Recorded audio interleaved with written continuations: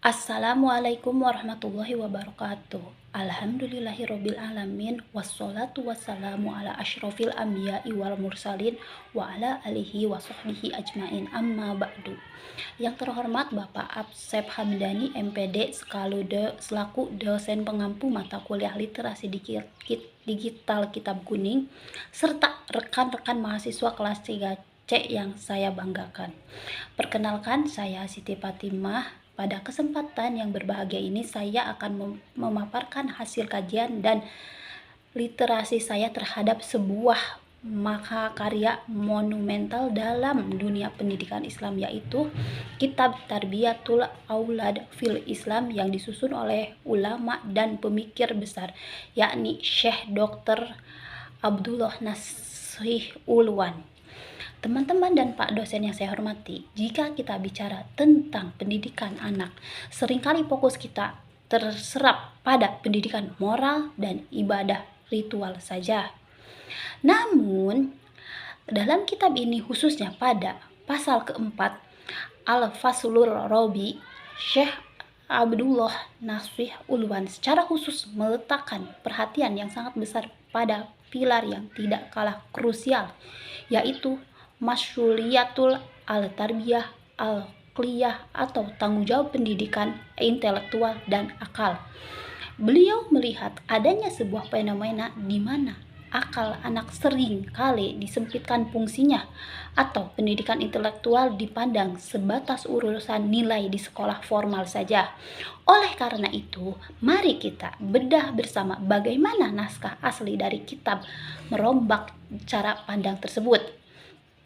Sebagian dasar analisis kita, izinkan saya membaca potongan naskah asli dari kitab tersebut. Wa maqsudu bitarbiyatil aqliyah takwi aqliyatil waladi ala kulli ma huwa nafi'un fid daini wad dunya wa ta'widahu ala tafkiris salim wa nadoris sohih fal qadiyatu laisati mujarroda sahwil adhan bil maklumah fa innaha ta'tawiyatu wa taskifu wa ta'lim.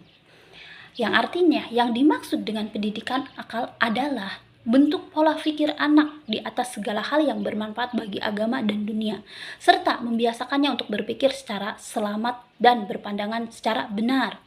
Maka persoalannya bukanlah sekadar menjejalkan isi kepala dengan informasi-informasi, karena sesungguhnya pendidikan akal itu adalah sebuah proses penyandaran, pembentukan wawasan dan pengajaran.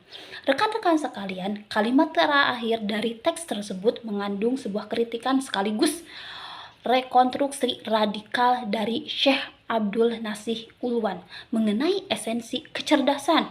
Beliau menegaskan kalimat laisat mujaroda haswula azhani bil maklumat, bahwa pendidikan akal bukan sekadar menjejalkan hafalan atau mentransfer data mentah secara fasib ke kepala anak.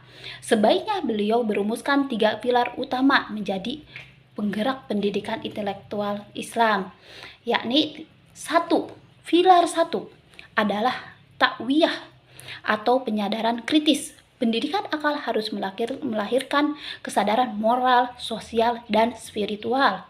Anak tidak boleh dididik menjadi peniru fasib atau taklid yang buta, melainkan mereka harus sadar akan perannya sebagai hamba Allah, peka terhadap realitas sosial, dan mampu membedakan mana yang membawa kemaslahatan dan mana yang membawa kerusakan.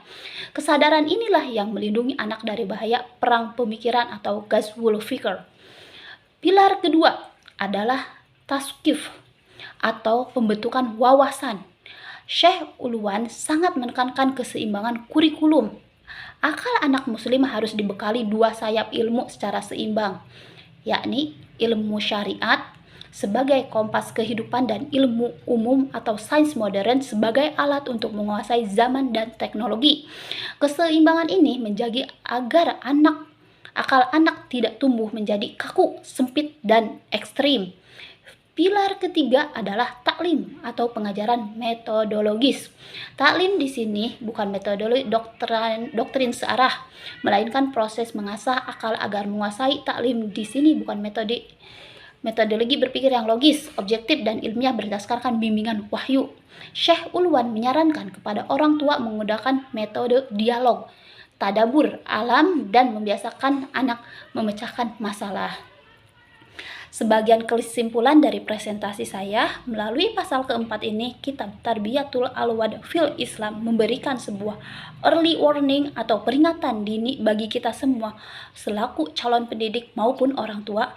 Mengabaikan perkembangan akal anak atau hanya mengukur kecerdasan dari angka-angka akademik formal sama saja dengan membentuk generasi yang rapuh secara intelektual dan mudah diombang-ambingkan oleh arus zaman. Pendidikan intelektual yang sejati adalah yang mampu mengintegrasikan ketajaman berpikir rasional dan kejernihan Islam, sehingga akal tersebut menjadi jalan yang menuntut pemiliknya menuju ketaatan yang mutlak kepada Allah Subhanahu wa Ta'ala. Demikian pemaparan materi dari saya mengenai tanggung jawab pendidikan intelektual dalam pemikiran Syekh Dr. Abdullah Nasih Ulwan. Saya sangat terbuka apabila Bapak dosen Asep Hamdani MPD selaku dosen pengampu maupun rekan-rekan sekalian ada yang memberi tanggapan atau masukan atau pertanyaan. Terima kasih atas segala perhatiannya. Mohon maaf atas segala kekurangannya. Wabillahi taufiq wal hidayah. Wassalamualaikum warahmatullahi wabarakatuh.